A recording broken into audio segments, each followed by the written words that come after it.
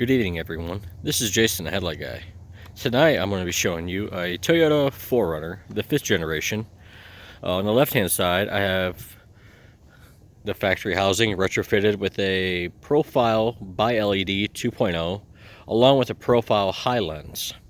That is a DRL and a high beam.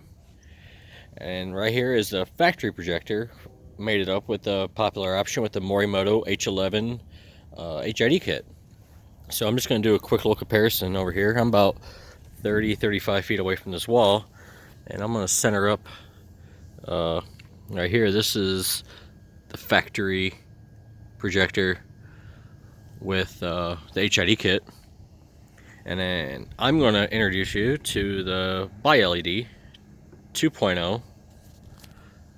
This housing's a little tricky to work with.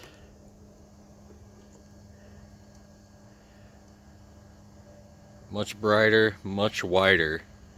And this is also a bi-LED, so that means it does have a high beam function. And when I activate the high beam function, it will turn on the high lens as well. So give me a second and I will activate that.